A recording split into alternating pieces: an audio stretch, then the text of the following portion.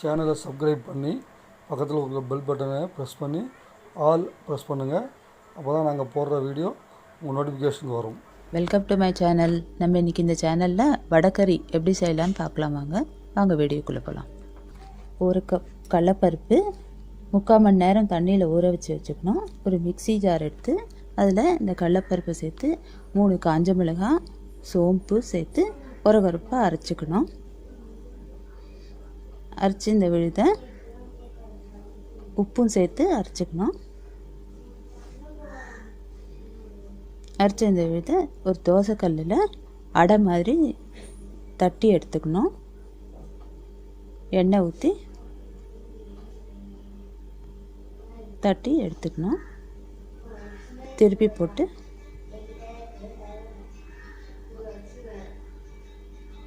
அடை மாதிரி தட்டி எடுத்துட்டு அதை இந்த மாதிரி உதுத்து வச்சுக்கணும்.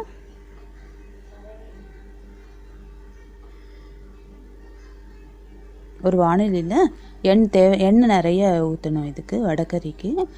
அப்போ தான் நல்லாயிருக்கும். அதில் சோம்பு, லவங்கம் சேர்த்து வெங்காயம், இஞ்சி பூண்டு விழுது இது நல்லா சேர்த்து இதெல்லாம் சேர்த்து நல்லா வதக்கி விடணும்.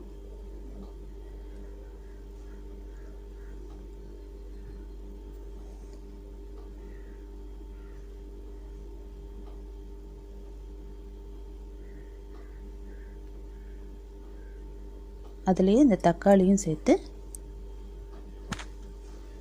நல்லா வதக்கி விடணும். அதில் 1/2 ஸ்பூன் மஞ்சள் தூள், 1/2 ஸ்பூன் கரம் மசாலா, 1/2 ஸ்பூன் சாம்பார் பொடி, அப்படி இல்லைன்னா உங்களுக்கு விருப்பப்பட்ட மல்லித்தூள் கூட சேர்த்துக்கலாம்.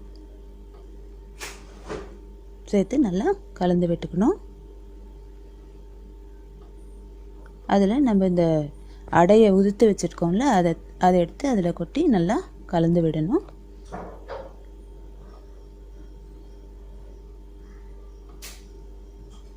இது கடலப்பருப்புன்றதுனால தண்ணி நிறைய தேவைப்படும். அதனால் தண்ணி நிறைய சேர்த்துட்டு மூடி வச்சிடணும்.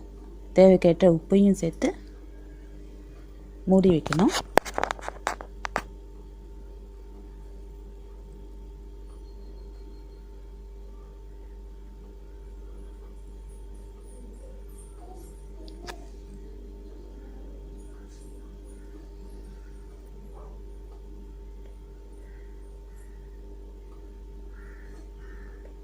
நல்லா கொதி வந்ததுக்கப்புறம் நல்லா கலந்து இறக்கி ஒரு பவுலில் ட்ரான்ஸ்ஃபர் பண்ணிக்கணும்.